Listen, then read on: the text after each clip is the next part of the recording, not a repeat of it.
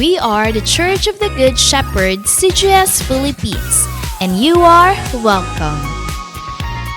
We invite you to like, share, and engage with our live stream. Calling all disciples, let us grow together. Join our online classes and learn how to live and engage in our life class process. To all potential leaders of Christ, get involved in our School of Leaders 1, 2, and 3. Prayer is our weapon. Be part of our daily morning prayer every day at 5 o'clock. Corporate morning prayer via Zoom every first Friday of the month. In-person corporate prayer every last Monday of the month. Leaders of this generation, engage in our leaders meeting with our senior pastor, Pastor Rami Hinares Jr., every Tuesday at 7 p.m. Indeed, we are unstoppable, and the church is getting bigger. Again, we are the CGS Philippines, and we have the vision.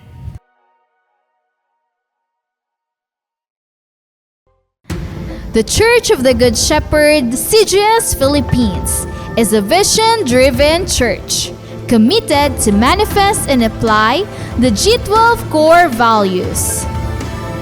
I am a true disciple, Christ-likeness and multiplying ministry. Caught by the vision. Understand, live, and transmit the vision. Committed to sell life. Evangelism, leadership development, and multiplication. Passionate spiritually. Devotional life, prayer and fasting, and holiness. Submission to authority. Love, honor, and respect my leaders. Commitment to time. Manage and invest my time for the kingdom. Lifelong relationship. Accountability and responsibility. I love equipping and training. Training is my happy hour. I am a leader of 12 disciples. I am born to multiply. Accomplishing church goal setting. I support, help, and fulfill the goals. I want to see my church grow. Pray, work, and invest. The importance of young people. I will prepare the next generation.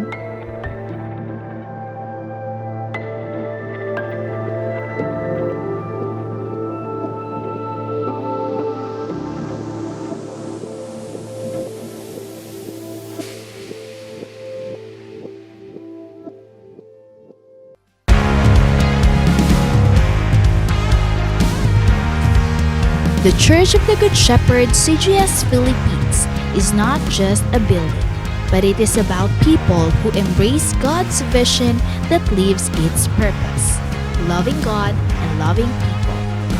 Previous years might be tough years due to the pandemic, but because of God's faithfulness to His church, the vision became even clearer and the calling of His disciples became louder.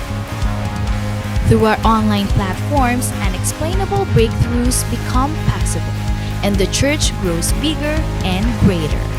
With the help of God's vision manifested to His disciples and leaders, winning people became unstoppable, not just here in the Philippines, but also all around the world. Disciples, leaders, and pastors in different churches became one in spirit to continue to rise up and expand the territory of God's kingdom. As we celebrate and worship the Lord, more than 1,000 disciples woke up early at 6 in the morning for our online simbahay. And to further develop them, more people were involved in the process of discipleship. First in life class, where they learned how to live a life according to the will of God. After life class, To continue the works of God's vision, disciples were trained and equipped through the School of Leaders 1, 2, and 3. Truly, God is faithful and He will not let the church stay ordinary. This year, as the vision goes further, some of the pastors and leaders began to go to the places reached by our online platform. Together with Pastor Rami and Pastor Adele, the church visited some places in the Philippines to connect and expand God's kingdom, the church, and His vision. All these things happens because pastors, leaders, and disciples in different churches and places are committed to prayer every morning and evening. The vision will never stop, and His people will never be silent. It is true, the latter house is greater than the former, for we are the church of the Good Shepherd, and we have the vision.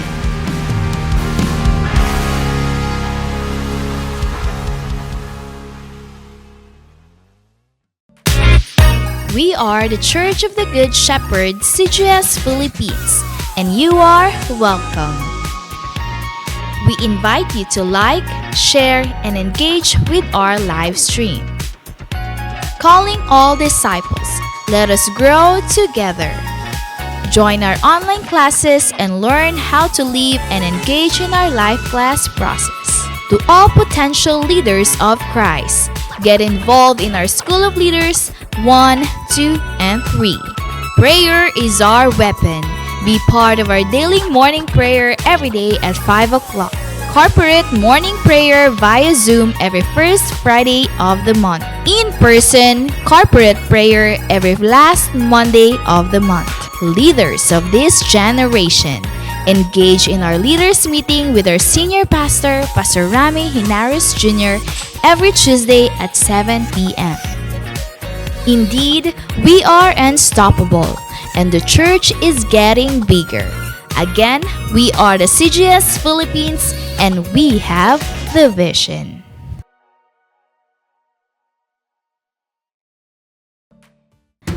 The Church of the Good Shepherd, CGS Philippines, is a vision-driven church committed to manifest and apply the G12 core values. I am a true disciple. Christ-likeness and multiplying ministry. Caught by the vision. Understand, live, and transmit the vision. Committed to sell life. Evangelism, leadership development, and multiplication. Passionate spiritually. Devotional life, prayer and fasting, and holiness. Submission to authority. Love, honor, and respect my leaders. Commitment to time. Manage and invest my time for the kingdom. Lifelong relationship. Accountability and responsibility. I love equipping and training. Training is my happy hour. I am a leader of 12 disciples. I am born to multiply. Accomplishing church goal setting. I support, help, and fulfill the goals. I want to see my church grow. Pray, work, and invest. The importance of young people. I will prepare the next generation.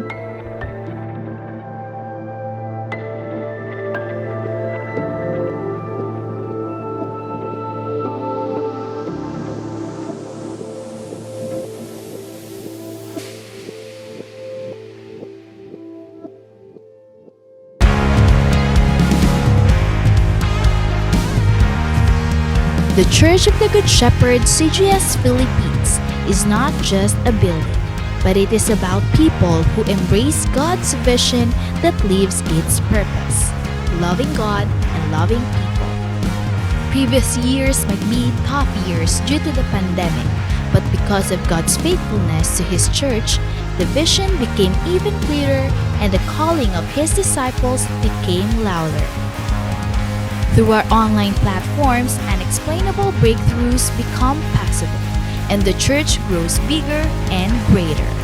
With the help of God's vision manifested to His disciples and leaders, winning people became unstoppable, not just here in the Philippines, but also all around the world. Disciples, leaders, and pastors in different churches became one in spirit to continue to rise up and expand the territory of God's kingdom. As we celebrate and worship the Lord, more than 1,000 disciples woke up early at 6 in the morning for our online simbahay. And to further develop them, more people were involved in the process of discipleship. First in life class, where they learned how to live a life according to the will of God.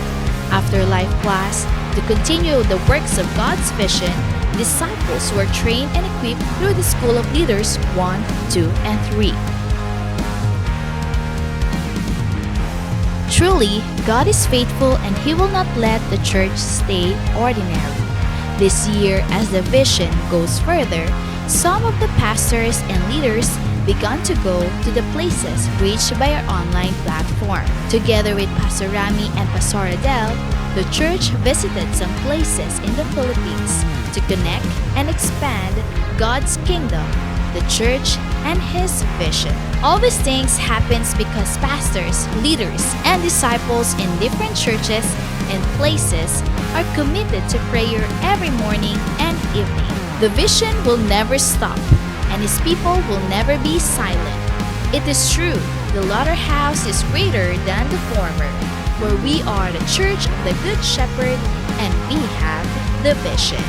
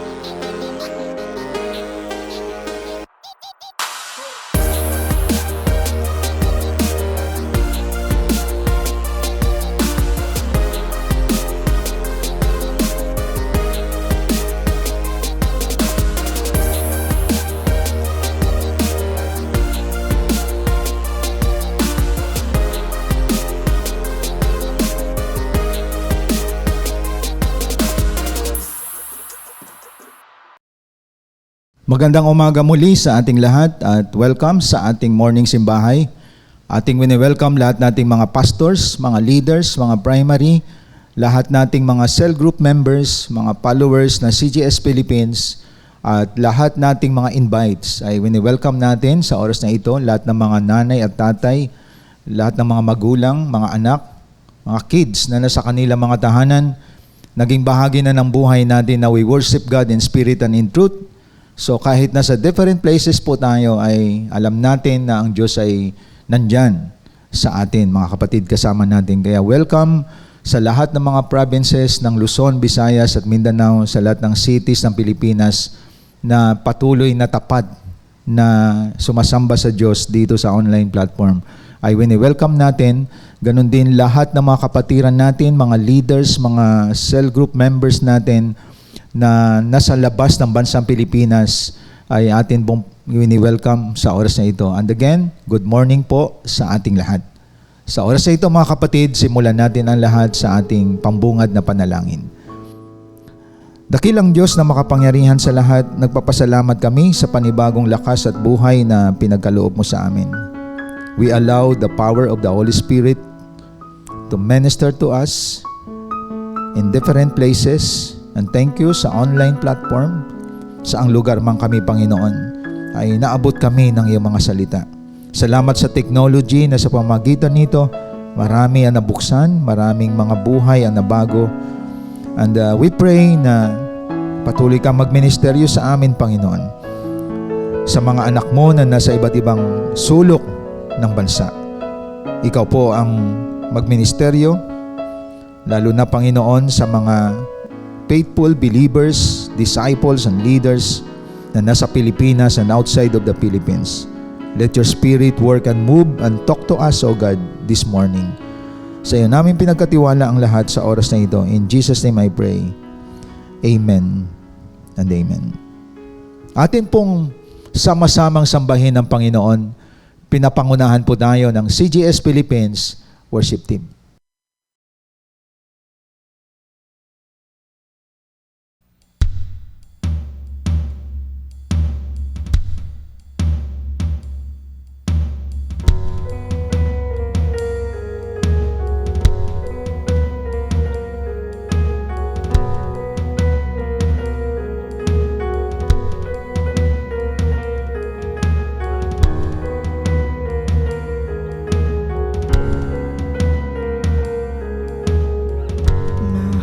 Is built on nothing less than Jesus' blood and righteousness. I dare not trust the sweetest frame, but wholly trust in Jesus' name.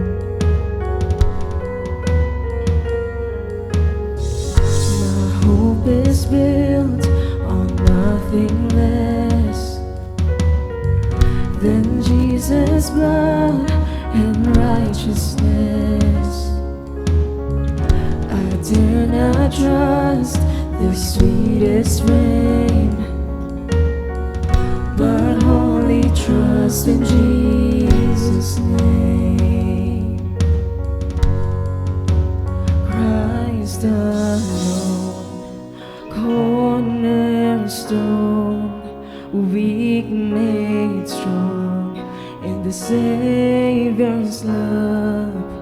Through the storm, He is Lord, Lord of all.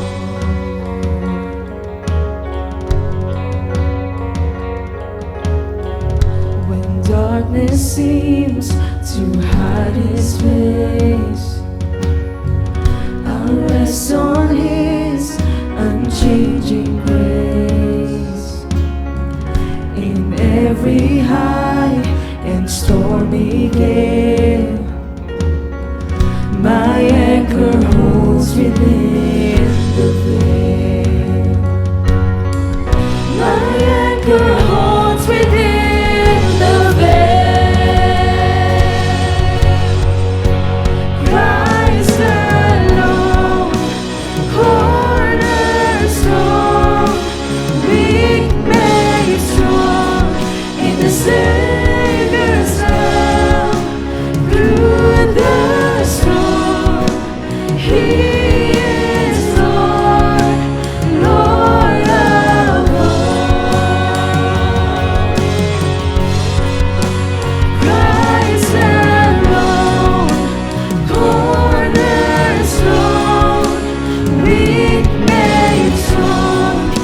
the Savior's love through the storm. He is Lord, Lord of all.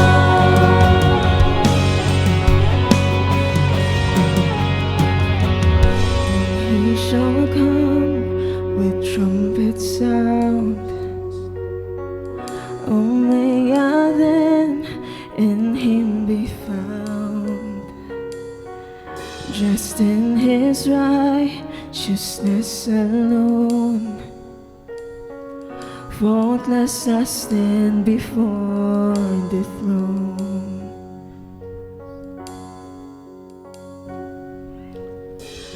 Then he shall come with trumpet sound.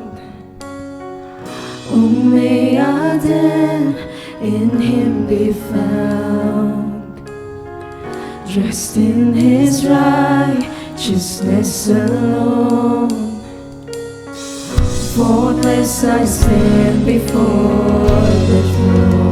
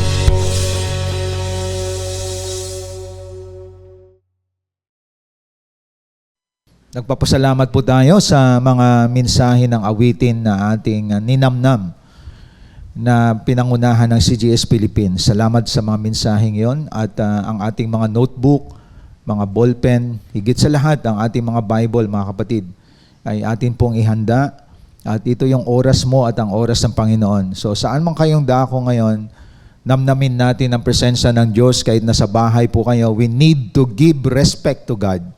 This is the time of the Lord.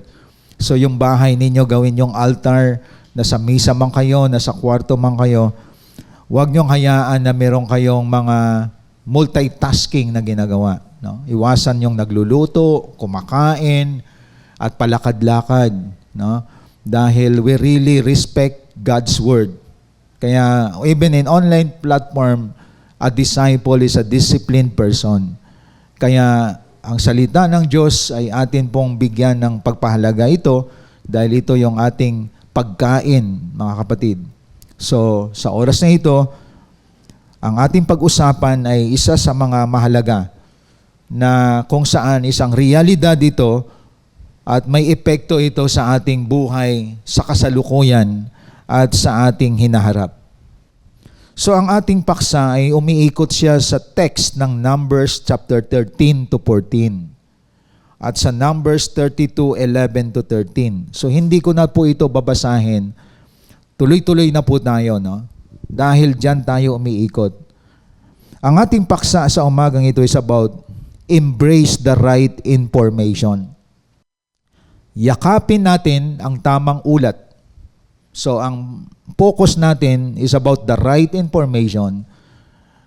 At kung may right information, meron ding tinatawag na wrong information. At kung tingnan natin ang media sa ngayon, sa ating technology, sa platform, kung tingnan natin ang social media, may mga tamang impormasyon at may mga maling impormasyon. Ngunit isa sa tandaan natin, mga kapatid, ang tao ay makakatanggap lang at maniniwala sa right information kung ang buhay niya sinuko niya sa Panginoon. That is in Romans 12:1. If we present our body a living sacrifice, holy and acceptable to God, malalaman natin ang kalooban ng Diyos. Kasi sa time natin ngayon, hindi ma-identify ang tamang ulat o ang maling ulat, ang tamang impormasyon o kaya maling impormasyon. Kaya mahalaga itong ating pag-usapan. Dito nyo maunawaan why we need to embrace the right information. Number 1, bakit kailangan natin i-embrace ang right information? It affects your circle of influence. May epekto ito sa sirkulo ng mga taong na-impluensya mo. Kasi tayo, may mga naniniwala sa atin. So, pwedeng ang impormasyon na dala mo palagi ay mali, paniwalaan ka rin ng circle of influence mo. Pwede na ang dala mong information ay tama, paniwalaan ka rin ng circle of influence mo. Kaya mahalaga itong ating pag-usapan. Why we need to embrace the right information? Because it affects your circle of influence. Alam nyo, mga Pilipino ay mga gullible people. Pag sinabi nating gullible, madaling maniwala, madaling mauto, madaling maguyo, at madaling maskam. Lalo na dito sa online. So napaka-gullible na mga Pinoy. Pag kinintuhan mo yan, maniwala agad yon, kahit kalukuhan. So mapapansin po natin, ang Pilipino madaling maguyo, madaling maskam, madaling kahit mga Christian. Mabalitaan mo na lang, pumindot sa isang link at may isang kasama namin ang nawala sa kanya 100,000 sa GCash. Nadali, hindi na niya nakuha. Kasi mapaniwalain po tayo. So mag-ingat sa pinipindot. Lalo na sa ating technology sa ngayon. Maraming manluloko at madali tayong maniwala sa mga wrong information. Kahit nasa salita ng Diyos, kahit dito sa online platform, yung tama, sinasabi nilang mali. At ang mali, sinasabi nilang tama. Kaya it's about time for us to connect deeply with God. Kasi ako naniniwala, ang author ng right information is our God. Lahat ng ulat nasa Diyos ang tama. And that is His Word. So para hindi ka madaya, hindi ka maguyo, hindi ka maskam, tandaan ninyo to mga kapatid, ang buhay mo sinusuko mo sa Diyos. And God will give clarity in your mind na maging aware ka sa mga manluloko, mga mandaraya, and even in the circle of Christianity, mga kapatid. Kaya nga, pag wala kang Word of God, madali kang maniwala sa mga matatamis na salita at panluloko ng mga marami. Hanggang makikita mo na lamang, napalayo ka na even though you are a Christian, you are a believer, or you are a disciple. Kaya mahalaga itong ating pag-usapan. We need to embrace the right information. Yakapin natin yung tamang ulat. No? Wala na ibang tamang ulat, mga kapatid, the good news, the gospel of the Word of God. It's all about the Lord Jesus Christ. Kaya ang taong hindi suko ang buhay niya, ang isip at puso niya blinded by the truth, madali siyang tumanggap ng mga wrong information. Walang talab sa kanya ang right information. At yun ang dapat nating isipin. Kaya tandaan natin, ang right information, madali mong makuha ito kapag bukas ang isip at puso mo na naisuko mo sa Panginoon. Kasi yung mga sarado ang utak, hindi makapasok ang tamang ulat o right information sa kanila. Alipin na sila sa mali kasi hindi suko ang buhay nila sa Panginoon. That is clear, very clear in Romans 12:1 and 2. No? Do not conform to this world, but be ye transformed by what? By the renewing of your mind. As long na ang mind mo ay hindi na bago at hindi mo sinuko kay Lord, always you receive wrong information. Mga chismis, paninira, kaya minsan ang mga naguguyo dyan, ang utak nila hindi pa binago ng Diyos kasi ayaw nilang baguhin sila. They don't want to sacrifice, to dedicate their lives to God. Kaya hindi madaling makakuha ng right information kung hindi ka dedicated, hindi ka nagsasakripisyo para sa Diyos, hindi mo sinusuko ang buhay mo para sa Lord. Hindi makapasok ang tamang informasyon sa iyo. So madaling makapasok ang right information kapag you are willing to sacrifice in serving God, you are willing to dedicate, to commit your life to God. Then you will know the will of God and very clear sa iyo ang right information. Now, kung tingnan natin ang context ngayon sa Numbers 13 to 14, dito ako iikot ngayon. Bakit mahalaga na ating yakapin ng right information? Like what I said, it affects your circle of influence. Sa context dito, si Moses, siya ang nagli-lead sa mga tao. At sabi niya, puntahan ninyo ang isang lupa na sagana sa mga pagkain. Ang tawag diyan, lupang pangako ng Diyos. So papapansin po natin dito, nagpadala ng Diyos ng 12 spies, no, through Moses. Nagbigay siya ng instruction. Ito babasahin po natin, Numbers chapter 13. Sabi dito, may instruction si Moses. Pag-aralan ninyong mabuti ang lupain, in verse 18 po ako nagbabasa, 13:18. Tingnan ninyo kung malakas o mahina ang mga tao roon, kung marami o kakaunti. Then in verse 20, tingnan din ninyo kung mataba ang mga bukirin doon o hindi. At kung maraming punong kahoy o wala. Lakasan ninyo ang inyong loob at pagbalik ninyo, magdala kayo ng ilang bungang kahoy mula roon. Noon ay panahon ng pagkahinog ng obas.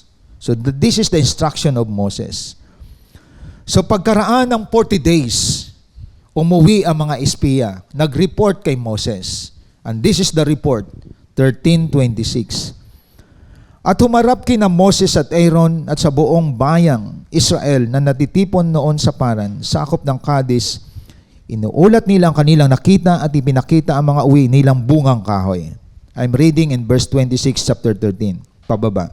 27, ang sabi nila, pinag-aralan namin ang lupain at natuklasan namin ito'y mayaman at masagana sa lahat ng bagay. Katunayan ang bungang kahoy na kinuha namin doon. So, ibig sabihin, that's a good report. That's a good information. Kaya lang, dinagdagan. Ito, verse 28.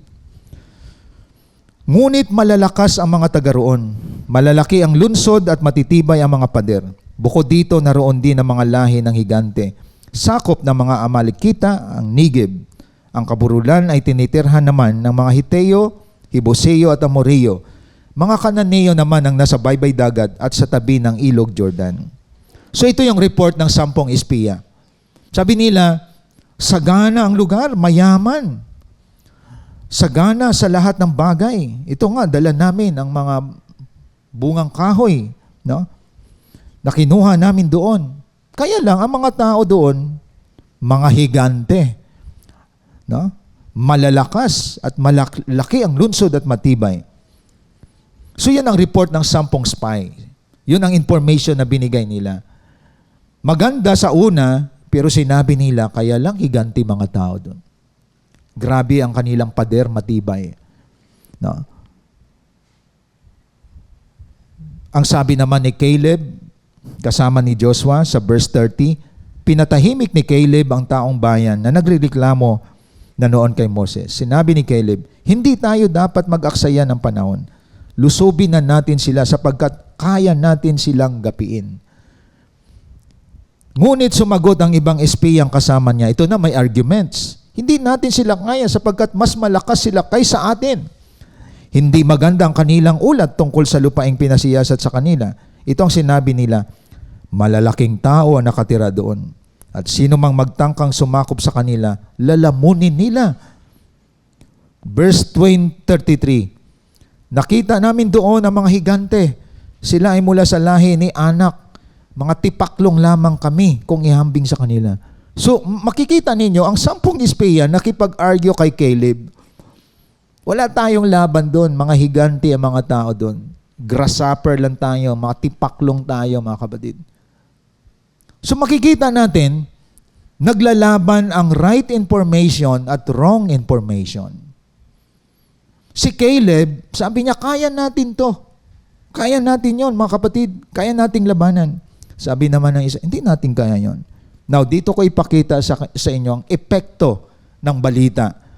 Kasi tayong mga Pilipino, madali tayong kumiling sa mga negative kaysa positive. Itong reaksyon ng mga Israelites, chapter 14, verse 1. Nalungkot ang buong bayan ng Israel at magdamag na nag-iyakan. Nagbulungan sila laban kina Moses at Aaron. Ang sabi nila, mabuti pang mamatay na tayo sa Ehipto o kaya'y sa ilang. See, the effect of wrong information. Ibig sabihin, mas naniwala sila sa balita ng mga espiya na 10 ito. Hindi sila naniwala sa sinasabi ni Caleb at ni Joshua. So, that's the difference, mga kapatid.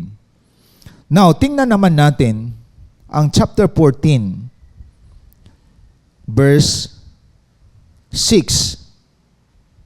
Dahil sa hinagpis, pinunit ni Josue na anak ni Nun at Caleb na anak ni Jepone ang kanilang kasuotan, sinabi nila, mainam ang lupaing tiningnan namin, saganang-sagana sa lahat ng bagay. Ibig sabihin, that is the promised land. Sagana sa lahat ng pagkain, walang gutom doon. Kung nalulugod sa atin si Yahweh, ibibigay niya sa atin ang lupaing yon na mayaman at sagana sa lahat ng bagay. Obserbahan ninyo, ang may right information, kinokonek ang Diyos. Ang may wrong information, sariling lakas lang nakatingin. Sa sariling effort. Kaya ang 10 espiya na to, wala silang binanggit na Diyos. Si Joshua lang bumanggit. Anong sabi niya? Malulugod sa atin si Yahweh, ibibigay niya sa atin ang lupain yun. In verse 9, wag lamang kayong maghimagsik laban sa Kanya. See? Ibig sabihin, yung mga negative people, sa halip na maging positive, inakap ang negative, sign of rebellion before God pala yun. Magtiwala kayo sa Kanya, that is in verse 9, 14:9, nagbabasa ako. At huwag matakot sa mga taga roon.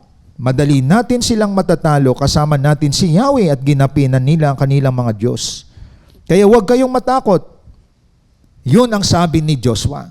Sabi ni Joshua, nakita ko dito, if you accept the wrong information, it is equivalent to rebellion before God. No? Sabi ni Joshua, madali natin silang matalo. Huwag kayong matakot. But what the response of people? Tingnan ninyo in verse 10. Chapter 14, verse 10. Ngunit binantaang babatuhin ng taong bayan sina Josue at Caleb, kaya pinakita ni Yahweh ang kanyang kalawalhatian sa ibabaw ng tuldang tipanan. See the effect? Si Joshua at Caleb, may magandang information, kakayanin natin ang mga tao, may laban tayo, kasama natin si Yahweh. But what's the reaction of people? Biro mo, babatuhin pa nila si Joshua at Caleb. Naniwala sila sa 10 na nagbalita na hindi kaya. What's the lesson? Dalhin natin sa realidad ngayon. Ganon din nangyayari sa panahon natin. Anong implication nito? As we go on sa journey ang mga Kristiyano, ang mga believer, at meron tayong tinatahak na journey, mga kapatid, sa vision natin, may mga wrong information tayong natatanggap at ang iba hindi na nagtutuloy. Ano yon? Alam mo, discipleship, sinasakal ka dyan. Sa discipleship, manipulator ang pastor dyan. Controlling yung pastor na yan. Oo nga, parang wala ka dyang kalayaan. Ibig sabihin, nangyayari din yan sa time natin. Gusto ng marami masarap na paglilingkod, walang sakripisyo. So marami hindi umuunlad ng mga Kristiyano, makikinig lang sila, gusto lang nila masarap na buhay, pero hindi sila nagsasakripisyo sa paglilingkod sa Diyos. Kaya maraming Kristiyano, hindi na umuunlad. Kasi negative ang tingin sa discipleship. Mahirap yan. Hindi natin kaya yan. Tsaka may mga anak ako, may negosyo ako. Wala akong oras dyan. Ano ba yung mga cell group na yan? Sasayang lang oras ko dyan. Malaga mga anak ko, pamilya ko. Kasi tumanggap tayo ng wrong information. Masisira hanap buhay ko dyan. Nangyayari yan. That is the reality in our time today. Kaya ang iba, kumikita ako ng malaki. Kaya hindi ako pupwede dyan. Nangyayari yan sa ating contemporary time ngayon. Kasi ang mga nagbabalita din, mismo pastor, na hindi rin disciple. At maraming Kristiyano, kontento na lang pag Sunday makinig. Kaya pag narinig ang discipleship, which is true naman, na galing sa bibig ni Jesus Christ, mahirap dyan, parang ubusin oras mo dyan, parang hindi ka na magiging malaya dyan. Para kang sinasakal dyan. And that is the wrong information na na-receive ng marami. Ayan. At minsan, pag sinabi discipleship, balak kang batuhin ngayon. Inaatake ka ngayon ng mga tinatawag negative. At ito rin nangyari kay Joshua at Caleb. Para sa time natin ngayon, pag ang pastor nagsalita about discipleship, about winning soul, kulang na lang batuhin. Di ba? At ito nangyari dito sa pinakita natin, binantaang babatuhin ng taong bayan sina Joshua at Caleb. At alam niyo bang context nito? Mga Israelite din. At ang context sa time natin, mga Kristiyano din, na kung saan pangit tingin nila sa discipleship. Kumbaga, may magsasakripisyo ka dyan, mahirap yan, hindi ka talaga malaya dyan. Biro mo, aalamin pa devotion mo. Di ba ang devotion ay personal yan? I-check pa nila devotion mo. At tapos araw-araw ka mag-pray. Grabe, hirap nun. Araw-araw ka mag-pray. Ayun. Pero hindi niya alam, buhay pa siya, ha? Ibig sabihin, sa kanya, pangit yung napipray araw-araw. Dapat prayer meeting lang. Ayan. At saka nakakahiya namang umabot sa mga tao. Hindi ako, mahihain ako eh.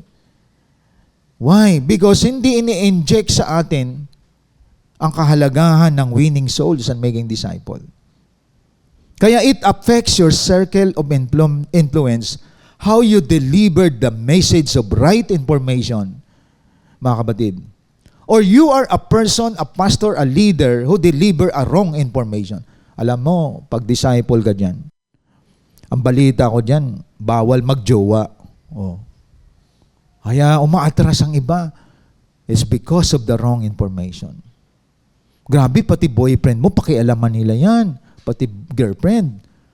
At saka pati yung devotion mo. Grabe pati dyan sa, sa cell group. Tatanungin ka pa kung ilang disciple mo. So makikita mo mga kapatid, may nagsuso ng mga Christian na ganyan. At tingnan natin, kapanig nila ang 10 espiya. It affects your circle of influence. May epekto yan kung mabuti ang ulat mo o masama, mga kapatid. Kaya dito ninyo makikita ngayon, bilang believers, bilang Christian, bilang disciple, are you embracing the wrong information or the right information? Ang nag-embrace kasi ng wrong information, until now, 10 years na, nakikinig pa rin. Until now, 5 years, 10 years, 15 years, matitisurin pa rin, maramdamin pa rin, nakatingin pa rin sa mali ng iba. Sa kanya sapat na yung nakikinig siya. Katulad sa online platform. ang mga gumigising ng 6 o'clock, ang mga sumusunod talaga na thousands of people, hindi sila viewers, hindi sila worshipers, hindi sila attendee or invite. All of them are disciples and leaders. Ang nagsusustain ito. Sila yung mga tumanggap ng right information na nag-level up. They embrace the right information. Hindi ko gusto na nakikinig lang ako. Binibless ako ni Lord, binibigyan niya kami ng kaligtasan ng pamilya ko. Dapat ginagamit din ako at ang aking buong pamilya. Maraming pamilya dito ng mga disciples and leaders. Bakit? They embrace the right information in their lives. Ang mga nag-embrace ng wrong information, hindi pa ba sapat yung makinig na lang tayo? Hindi pa ba sapat yung, ang mahalaga naman, nasa Panginoon tayo. Ito yung mga taong, mga self-seeking, pero hindi ginagamit. At kapag gagamitin sila, umaatras sila. But they want blessing from God. They want answered prayer from God. Pero takot sila maging leader at disciple. Ito yon. Takot ang mga tao na mga higanti tao dyan. Kaya yung mga matatakutin, ito yung kinain ng espiritu ng 10 espiya. Nakakatakot na maging leader. Baka magkamali ako. Kakatakot naman maging disciple. Tama na yung nakikinig ako. Kita niyo mga kapatid? Pero gusto niya pagpapalain siya ng Panginoon. So ito yung mga tao na sa time natin, may tumanggap ng maling ulat at may tamang ulat. Ang may tamang ulat, ito yung sila yung napopromote. Sila yung nag-i-enjoy serving God. Pero yung tumanggap ng maling ulat, pressure sa kanila ang mag-serve sa Lord. Pressure yan. Ano dyan? Kulto yung pinasok mo dyan. Kasi pag hindi kulto yan, walang manipulation dyan. So tingin nila sa authority, manipulating. Tingin nila, dinudominahan sila, controlling ang tingin nila. Pero sa mga nakareceive ng right information, salamat sa aming leader, sa aming pastor, nabuksan ako na hindi lamang pala ako tagapakinig. Dapat pagpapala ako sa iba na nire-reach out ko sila. Mabago din ang buhay nila. Nakita niyo mga kapatid ang kalagahan ng right information? So, as we embrace the right information, you gain favor from God. Tandaan natin yun. That is number 2. Ibig sabihin, like what I said, ang Diyos nasa right information. Wala siya sa wrong information. At si Joshua at Caleb, palagi nilang dinudugtong ang Diyos. Kaya natin ang kalaban, kasama natin si Yahweh. Alam nyo kaya nagagalit ang Diyos sa mga wrong information? Sila po ay nananangan sa lakas nila at kakayahan, hindi sa gagawin ng Diyos. Kaya ang Diyos nagagalit sa mga reklamador, sa mga chismosa, sa mga madahilan. Ayon. Kaya pansinin ninyo, libo-libo ang naguguyo, libo-libo ang nakikita natin, mga madaling mamaniwala sa mali. Marami ang mga na-scam. Kasi mas naniwala sila sa wrong information. Pero si Lord, protektahan ka niya kapag naka-connect ka sa right information. You can identify sa mga scammer, sa mga manluloko. Kasi may mga Kristiyano gusto easy money. Di ba? Kaya minsan, na-hook ka ngayon ng wrong information. So dito natin makita, ang taong nagyayakap ng right information, you gain favor from God. Tingnan natin yung chapter 14, no? Verses 9 to 10. Ito naman ang hindi nakagain ng favor from God. Tingnan yung 9 to 10. Now, sabi dito sa 9 hanggang 10, I think ito na yung reaksyon ni Joshua at ni Caleb. No? Huwag kayong magimagsik laban sa Kanya. Magtiwala kayo sa Kanya. Huwag matakot sa mga taga-roon. So kita nyo, nililep up nila ang Diyos. Madali natin silang matatalo. Kasama natin si Yahweh at sinabi na niya ang kanilang mga Diyos, small d, huwag kayong matakot. Pero anong sabi sa 10? Binantaan pang batuhin si Joshua at Caleb. Kita nyo mga batid? Kaya mga saradong utak gusto ang wrong information. Mga kapatid. Now, Ito yung favor ng God sa 22-24. 14:22-24. Anong sabi dito? Ngunit ito ang tandaan mo hanggang ako'y buhay at nalulukuban ng aking kaluwalhatian ng buong mundo. Verse 22, isa man sa mga nakakita ng himalang ginawa ko ay hindi makakapasok sa lupaing ipinakako ko sa inyong mga ninuno. Paulit-ulit nila akong sinusubok at hindi nila ako sinusunod. Ngunit, verse 24, si Caleb na aking lingkod ay naiba sa kanila. Sumunod siya sa akin ng buong katapatan, kaya makakapasok siya sa lupaing yon, pati ang kanyang angkan. Kaya bukas magpatuloy kayo sa paglalakbay patungong dagat na pula. Lumigid kayo sa ilang sapagkat ang mga Amoreo at Kananeo ay nasa kapatagan. Pansinin ninyo mga kapatid, si Caleb at ang kanyang angkan lamang ang makakapasok. Bakit? Naniniwala sila na andoon ang backup ng Diyos sa kanila. Kita niyo po? Now, ituloy pa natin to. No? Tuloy natin basahin. In verse 29, 14:29, makikita ninyo ang consequence ng mga hindi naniniwala. Mamamatay kayo dito sa ilang, sa mga kabilang sa census, sa makatwid, yung mula sa 20 taon pataas. Isa man ay walang makakarating sa lupaing ipinangako ko, maliban kina Caleb na anak ni Jepone at Joshua na anak ni Nun. Imagine that the consequence of not accepting the right information. Sabi ng Diyos, yung mga edad na 20 years pataas ay hindi makakarating sa lupang pangako. At ang mangyayari niyan, paikot-ikot na lamang kayo sa ilang. Walang makakarating sa lupang ipinangako ko, maliban kina Caleb at Joshua. Kita nyo mga kapatid? That's the reward of those people who accept the right information. Ang angkan lang ni Joshua at ni Caleb ang makakarating sa lupang pangako.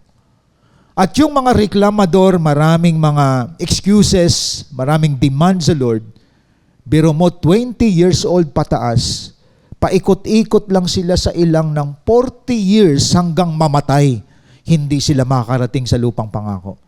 Bakit nagagalit ang Diyos? Kasi insulto sa Diyos na hindi kinikilala ang kanyang kapangyarihan.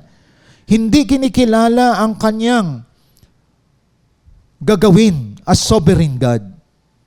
At ganoon din sa time natin, isang malaking insulto sa Diyos na ikaw ay hindi naniniwala sa pinapagawa ng Diyos sa iyo. Nakatingin ka lang sa magigain mo para sa gawain ng Panginoon.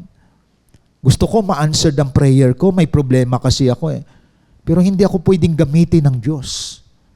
Ayun. You don't want to sacrifice to commit your life in serving God for the sake of the lost people. Kaya mangyayari mo, problema mo ng 10 years ago, ganun pa din. Paikot-ikot ka lang sa ilang. Pero ang iba nakarating na sa lupang pangako. Anong sabi sa verse 33 ng 14? Ang mga anak ninyo ay magpalaboy-laboy rito sa loob ng 40 taon. So ibig sabihin, paikot-ikot lang sila ng 40 years hanggang mamatay sila. Ito yung mga taong nakatingin sa mga maling ulat. Mahirap yan, hindi ko kaya yan. Kaya sa time natin, sa contemporary time natin, nakikita ko, Kristiyano nga, pero para ang buhay, hindi naman Kristiyano. Wala namang nabago. Puro hirap, puro paghihirap, puro pinagdaanan, puro kadramaan ang buhay. Kasi they don't want to accept commitment in serving God. Kanong sabi dito, hanggang hindi kayong mamamatay lahat, biro mo palaboy-laboy kayo 40 years, hanggang antayin nyo na lang ang kamatayan. Maraming ganyan. Inaantay na lang ang kamatayan. Kain, tulog, pasyal, ayon. Kain, tulog, kalayawan, hanggang mamatay na lang. Kasi nakatanggap ng wrong information. Sagabal yan sa aking pamilya, sagabal yan sa aking negosyo, wala akong oras niyan. Kaya marami ngayon, ang buhay, paikot-ikot lang hanggang mamatay. Ito nangyayari dito. Hindi sila nagagamit ng Diyos. 4 40 araw, verse 34. Babasahin natin to, no? Ito ang kabayaran ng inyong hindi pagsampalataya. That is in 33. 34. Ang 40 araw na pinagmanmanan ninyo sa lupaing yon ay tutumbasan ko ng 40 taon. Biro mo yon? Ang 40 days dapat makarating na sila sa lupang pangako. Ang parusa ng Diyos, 40 years. Lahat ng lahi ng 10 espiya ay mamamatay na rin sa ilang. Yung mga edad na 20 pataas. Anong sabi dito? Tutumbasan ko ng 40 taon ng pagpapahirap upang madaman ninyo ang aking puot sa loob ng panahong yon. Akong si Yahweh ang may sabi nito at gagawin ko ito sa masamang bayang ito. Mamamatay sila rito sa ilang. Ganon katindi ang Diyos pag nagalit. Insulto sa kanyang kapangyarihan. Biro mo pag sinabi mo, hirap ng discipleship, insulto kay Kristo yan.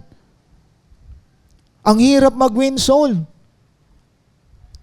Pero nagyayaya siya sa online games, naglalaya siya sa pasyalan, pero sa win soul daw ay hirap. Insulto kay Kristo yan kasi siya nagturo sa atin ng go and make disciple. Kita nyo? Ang daming niyaya sa basketball, sa pagsiswim, pag-outing, pero walang naibiyaya na dalhin kay Kristo. Kita nyo mga kapatid? At malaking insulto sa Diyos yan. Kaya ang iba sa pag-basketball, napilayan. Ang iba puro paligo, muntik ng malunod. Kita nyo po? Sunday kasi, ang iba na high blood kasi gusto palagi unlimited food. Pero hindi ginagawa ang inuutos ng Diyos. Sabi ng Lord dito, masama ang bayang ito. Alam nyo ba, tumutukoy ang Diyos sa 10 spies with their descendants. At ang nakarating sa lupang pangako, ang lahi lamang ni Joshua at ni Caleb. Kasi dinudugtong nila palagi ang Panginoon. Kaya sabi sa verse 36, at ang mga espiya na nagbigay ng masamang ulat na siyang naging dahilan ng kaguluhan sa Israel ay nilipol ni Yahweh sa pamamagitan ng salot. Inubos talaga sila. Pinatay talaga sila ng Diyos. Kasi dito baka may magsabi, ang Diyos hindi daw pumapatay. Pumapatay ang Diyos sa kumakalaban sa Kanya. Mga kapatid. Ngunit hindi namatay si Josue na anak ni Nun at si Caleb na anak ni Jepone. See? Ang nananatili lamang ang mga taong nagdala ng right information na nagbalita, kaya natin ang discipleship, kaya natin ang mag-serve kay Lord, kaya natin gamitin tayo ng Panginoon, kaya natin yan mga kapatid. Labanan natin yung mga oposisyon. Ito si Joshua at Caleb. At yun ang time natin sa panahon ngayon. I hope and I pray today, kayong nandito sa online platform, may espiritu kayo ni Joshua at ni Caleb, na kahit may mga hindrances, kahit na may mga nag-o-oppose, you have the spirit of Joshua and Caleb, kaya nating harapin ang mga nanlalait. Kaya nating harapin ang mga taong ito, kinukutya ang gawain ng Diyos hanggang may na-win soul ka, kapatid. Because you received the right information. Pero may mga Kristiyano, ayaw ko ma-insulto, ayaw ko na pinagtawanan, ang mga tao pa naman, matataas yan. Mahirap dalhin kay Lord yun. Yun ang lahi ng 10 spies. Kaya pati pamilya niya, sugarol, pati pamilya niya ay mga lasinggero, chismoso, kasi that is your circle of influence. So dito niyo makikita ngayon mga kapatid, anong espiritu meron ka ngayon? Kahit sa circle of Christianity ngayon, sa loob ng churches natin, sila ang sumisira sa utak ng mga taong hindi suko sa Panginoon. Hindi madali yan, yung ganon. Tama na yung nakikinig lang tayo. Ganon ang lahi ng 10 spies. At marami bansot na mga Kristiyano kahit 30 years, 50 years na. Palipat-lipat sila ng mga church. Gusto lang nila church hopping. Yung pupunta lang sa church at uuwi. But they don't want to serve God. Kaya namamatay for how many years, ganun na lang ang buhay, puno ng pagsubok, puno ng problema, puno ng kahikahusan. ngunit walang fulfillment sa paglilingkod sa Diyos. Kaya tandaan natin, we are now in the journey of the vision. We win soul and make disciple. Tumatawid tayo sa lupang pangako, mga kapatid. Kaya this is the consequences na binasa natin kanina, mga kapatid. From verse 33, 35, and 36. Ayon. Kaya dito nyo makikita, ganun katindi pala. You gain favor from God. Ano yung favor from God na natanggap ni Joshua at ni Caleb? Sila yung makakatawid sa lupang pangako, together with their descendants. At nakita po natin sa verse na yon, hindi mamamatay si Joshua at si Caleb na anak ni Jepone. Pero yung 10 na yon, nilipol sila ni Yahweh. Biro mo, damay pati yung angkan ng mga 10 spies na yon. Yung mga balita nila na ubos ka lang ng oras dyan sa paglilingkod sa Lord. Ano yan, may trabaho ako, overtime ako ngayong Sunday. Yun ang ingatan natin. So ito, makikita natin, make sure na yung isip at puso mo, nasasakop siya ng tamang ulat, tamang instruction ng Bible. Hindi siya nasasakop ng negativity. Mga kapatid, yung mga excuses, galing yan sa 10 spies. Yung mga madahilan, mareklamo, ang hirap mag-devotion. Kaya ang iba, hindi na nagdi-devotion. Kaya pumapangit ang buhay, pumapangit ang ugali. Hindi natin alam na yun ang instruction sa atin. Ayan. Kaya dito makikita natin, ito yung ngayong contemporary times natin, marami hindi nakatawid sa lupang pangako. Kristiyano, pero hindi siya lumalago. Kristiyano, pero matitiso rin. Kristiyano, pero nakatingin sa mali ng iba. Yan ang hanggang ngayon umiikot-ikot sa ilang. Pero ito, disciple na, leader pa, leader of leaders pa, naitawid niya, nakarating siya sa lupang pangako. Ito yung number 3. It brings you to the promised land. Ayon. So, ibig sabihin, ang right information, you gain favor from God, and it brings you to the promised land. By the way, ang promised land pala, hindi yung mga bansa, ha? Baka sabihin natin, punta tayo sa Amerika, promised land yun. Punta tayo sa lugar na ganito, promised land yun. Hindi. Ang promised land symbolizes a place of freedom, rest, and divine blessing. The term is often used metaphorically for a long-awaited better life. So, ang promised land, hindi bansa. Ang promised land, a better life sa mga sumusunod. Ang promised land is the divine blessing of God. At itong mga tao na ito, isa lang ang keyword dito, obedience. Then you will receive the promised land. Ang mga sumunod sa leader, sumunod sa ulat ng leader na sumunod, na despite of hardship, sumunod sila, sila ang nagtatamasa ng promised land, mga kapatid. So gusto ko na sa umagang ito na makita ninyo, may mga Kristiyano na hindi nakarating sa promised land. May mga Kristiyano nakarating sa promised land. Ito yung mga sumunod na niniwala. Despite of their sacrifices, commitment, ang naging outcome, na-receive nila ang divine blessing from God. Alam nyo ba ang promised land? Ganito yan. Para maunawaan ninyo mga kapatid. Ang tao na nakarating sa promised land sa contemporary time natin ay ganito yan. May pamilya siya. Tinataguyod niya ang pamilya niya. Pero siya ay naglilingkod sa Diyos. At the same time, nagli-lead ng cell group. Meron pa nga akong kilala na leader na may asawa siya na bedridden, inaalagaan pa niya, pero leader of leaders siya. She is a leader of leaders. May mga kilala pa ako na may maliliit na anak. na dapat bigyan niya ng focus, pero she is a leader of leader. May mga lalaki na may mga hanap buhay 8 hours, but a leader of leaders. At wala akong narinig sa kanila na kinulang sila, kinapos sila.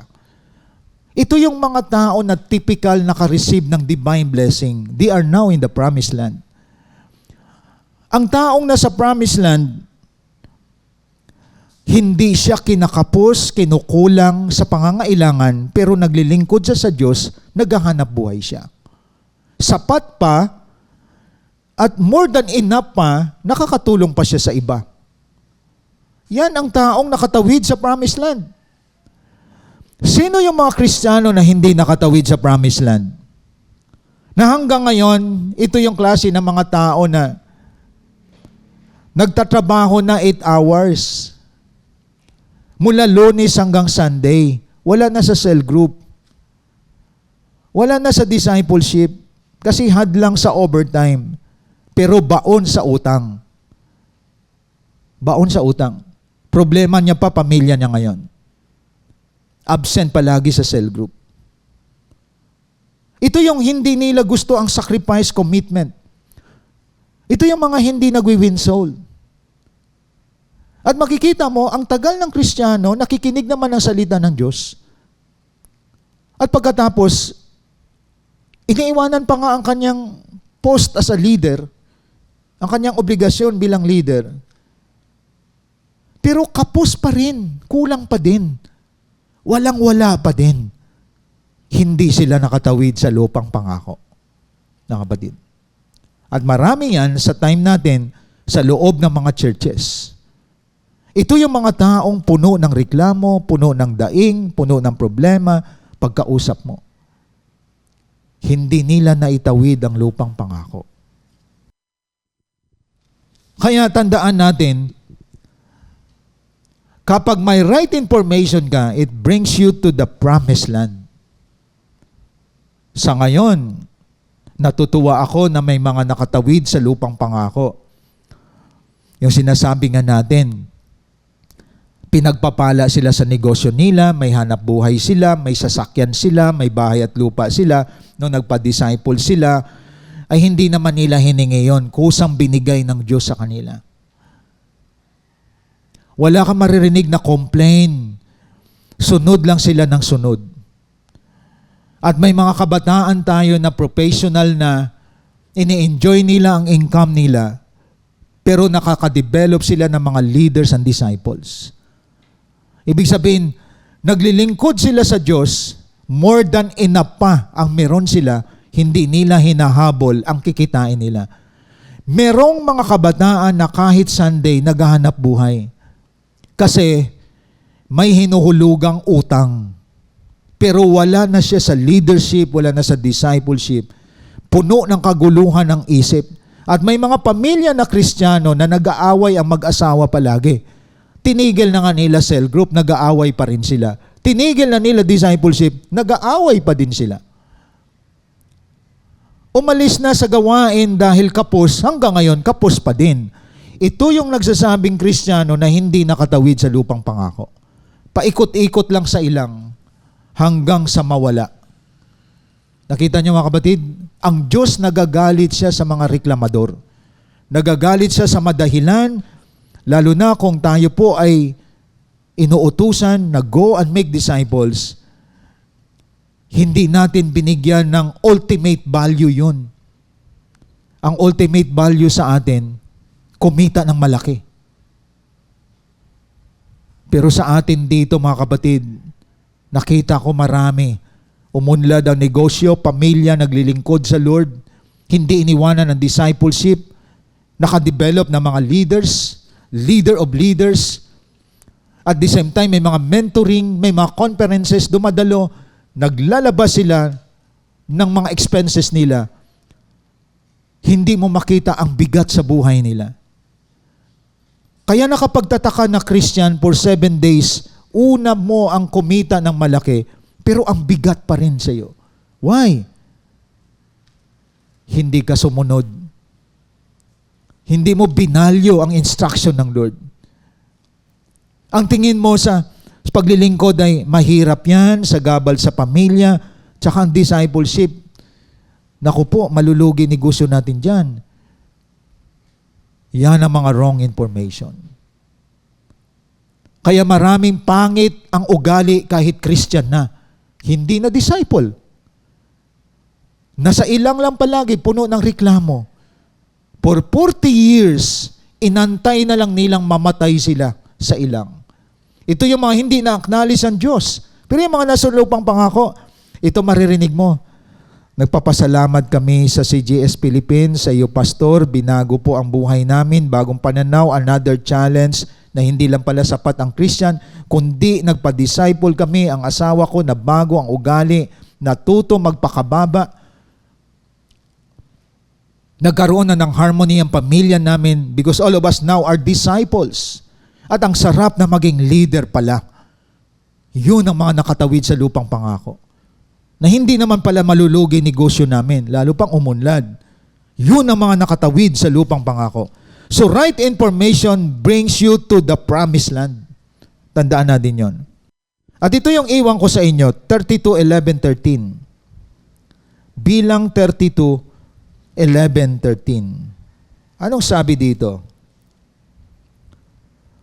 Numbers 32:11-13, na dahil sa hindi nila pagsunod sa kanya ng buong puso, isa man sa mga nanggaling sa Ehipto na may gulang na 20 taon pataas ay hindi makakapasok sa lupain ng kanyang ipinangako kina Abraham, Isaac at Jacob.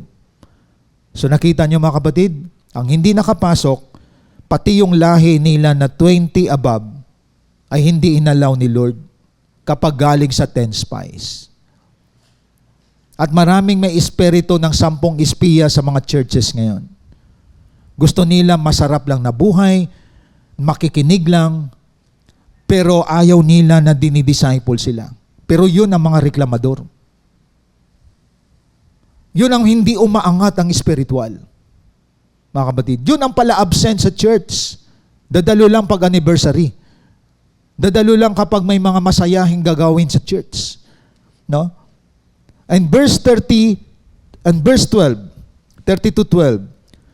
Wala ngang nakarating doon liban kay Caleb na anak ni Jepone na mula sa angkan ni Sineseo at kay Josue na anak ni Nun, sapagkat sila lamang ang buong pusong sumunod kay Yahweh. Sino yon? Joshua and Caleb. Buong pusong sumunod kay Yahweh. Sa time natin, sinong buong pusong sumunod kay Yahweh? Yung nag-undergo ng discipleship. Nag-undergo ng process of training hanggang maging leader at naging cell leader at hanggang naging leader of leaders. Naitawid nila. At wala namang nangyari sa kanila. Umunlad ang kanilang spiritual. Umunlad pa ang kanilang kinikita. Nagkapagtrabaho pa sila. Umunlad pa negosyo nila. Yun ang mga lupang pangako na tanggap nila. Kaya ang lupang pangako, divine blessing of God into your life. Hindi ka nagrereklamo eh. At in verse 13, nagalit sa kanila si Yahweh kaya sila'y ginawa niyang mga lagalag sa ilang sa loob ng 40 taon hanggang mamatay na lahat ang mga gumawa ng masama sa kanyang paningin. Ang tingin pala ng Diyos na gumawa ng masama, yung iniinsulto mo siya sa kanyang kapangyarihan. Yung sinasabi mo, ang hirap niyan, ang hirap ng discipleship, ang hirap ng leadership, ang hirap ng winning soul. Salita ng Diyos yun eh. Pag-iinsulto yan kasi ang Holy Spirit na sa atin pag nag-win soul ka. Tapos sabihin mo mahirap. Tapos sabihin mo na ang discipleship ay sinasakal yung pinipressure, sinasakal ka dyan. Hindi ka nag-insulto sa pastor, sa leader, sa Diyos ka nag-insulto. At makikita mo mga churches ngayon, puno ng silya. Walang tao. Maraming mga churches ngayon dahil kagagawan din ng mga leaders. Pinamper ang mga dumadalo. Hindi pinos ang mga tao na makarating sa lupang pangako of discipleship and leadership. Kaya marami attendee. Ginawa nila ngayon ang mga churches na parang mall. They just come and go. Pero they don't serve God. Nakita niyo mga kapatid? Kaya daw ay nakita ninyo ang kalagayan ng ating pinag-usapan ngayon. Congratulations sa mga nakarating sa promised land. You are satisfied now in serving God because you are a leader, you are a cell leader, you are a cell members, you are in the process of training. Mga kapatid, at the same time, hindi mo hinahabol ang pagpapala. Sumusunod sa iyo ang pagpapala ng Diyos. Naglilingkod ka na hindi mo pinabayaan ang pamilya mo, and God supply all your needs, and that is the promised land. Kaya sa ating pagtatapos, only the right information is embodied in the truth from God. Make sure you live under the influence of those who bring the right information into your life. Tiyakin mo na ang nag-influensya sa iyo ay may dala ng right information. So bago natin pakinggan at samahang sambahin ng Diyos na dadali ng CGS Philippines, First Sunday is our commemoration of our communion. Kaya dalhin natin sa paanan ng Diyos sa oras na ito ngayon, mga kapatid, ang ating mga tinapay at ang ating mga alak sa mga bahay natin. This is the right information na tayo ay niligtas ng Diyos mula sa kasalanan. Kaya tayo po ay nakatawid sa lupang pangako. We are enjoying serving God at the same time God supply all our needs, mga kapatid. In verse 1 Corinthians, babasahin ko po dito. In chapter 11, sige po, hawakan ninyo ang inyong mga tinapay sa mga tahanan po ninyo at ang inyong mga alak. We do this as commemoration sa ginawa ni Kristo na He is the gospel, He is the good news, He is the right information kung bakit binago tayo, kung bakit pinagpala ang bawat isa, because you embrace the right information in your life. Ito ang katuroang tinanggap ko sa Panginoon at ibinibigay ko naman sa inyo. Noong gabing sa ipagkanulo ang Panginoong Hesus ay dumampot ng tinapay, nagpasalamat at pinagpira-piraso ito at sinabi, ito ang aking katawan na inihandog para sa inyo. Gawin ninyo ito bilang pag-alaala sa akin.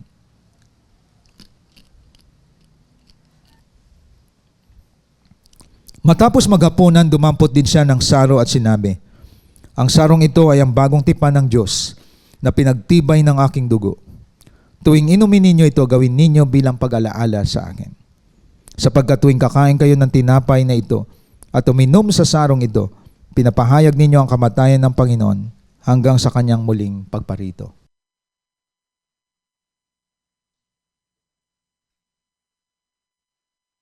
Before I close, sama-sama nating sambahin ang ating Panginoon. Pinangunahan po tayo ng CGS Philippines worship team.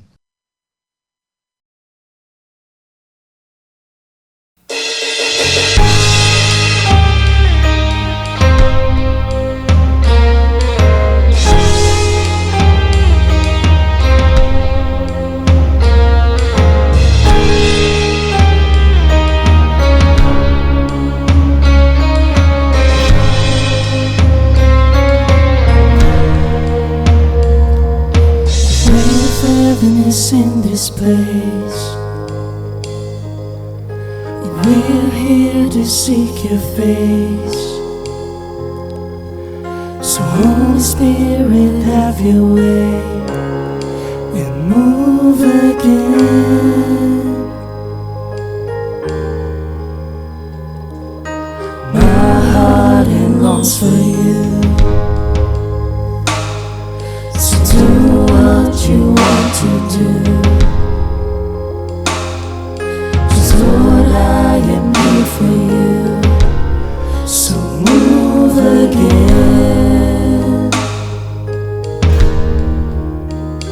When heaven's raised high, I'm ready now.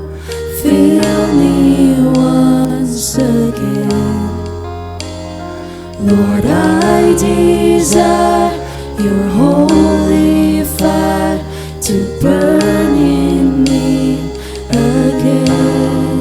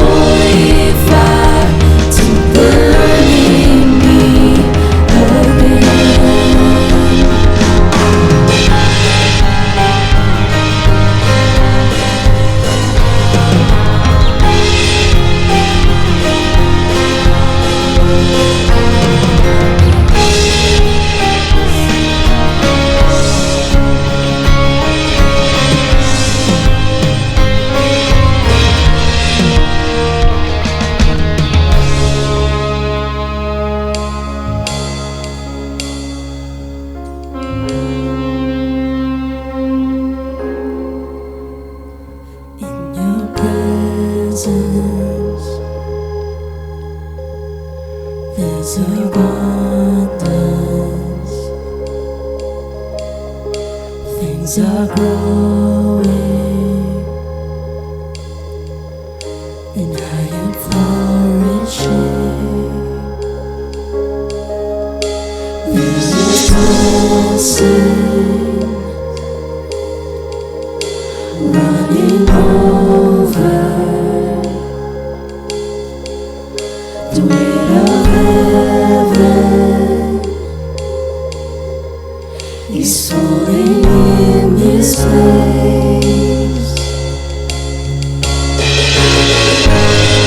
My cup it runs over now as you release your power in me. Lord, I believe in you. I have all I need. Here in your presence, Lord, my heart is full of joy and peace. I'm free indeed. In you I have all I need. When the winds raise high, I'm ready now. Feel me once again. Lord, I desire your holy fire to burn in me again. The hands raised high, I'm ready now. Feel me once again. Lord, I desire your holy fire to burn in me again. My cup it runs over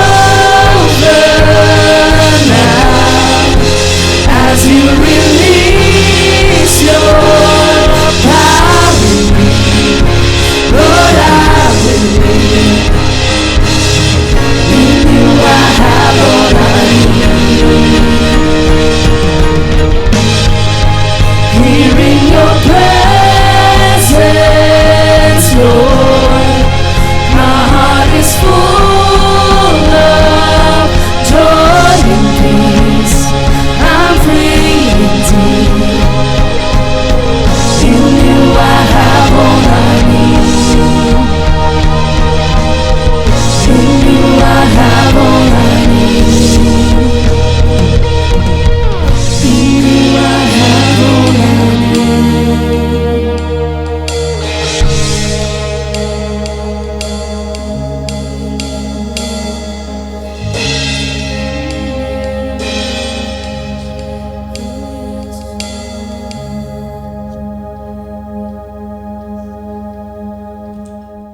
Let us pray. Father God, maraming salamat sa palaala mo sa amin. In times like this, we need right information. And I pray, lahat ng mga worshipers nandito, disciples, leaders, followers, cell group members, pastors, we need to embrace the right information coming from you so that we can enjoy the promised land na kung saan marami nang nakatawid dito, ngunit ang iba ay nasa ilang pa rin hanggang ngayon. Lord God, I pray na ang mensaheng ito ay isang eye-opener sa aming lahat, na it's about time for us to embrace the right information coming from you. I pray blessing to all your people today. In the name of the Father, the Son, Jesus Christ, and the Holy Spirit. Amen and amen. Thank you and God bless po sa ating lahat.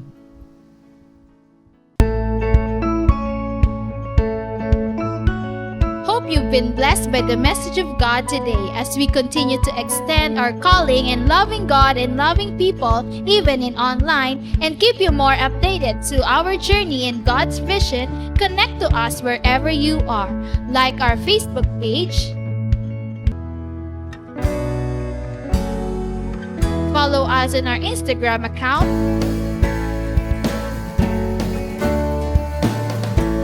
and subscribe to our YouTube channel. Be a blessing and always be updated. Are you blessed? Now it's time for you to become a blessing online. By sending stars to support our local church and take part in our lot project. And be a cheerful giver presenting your tithes and offering to our GCash account.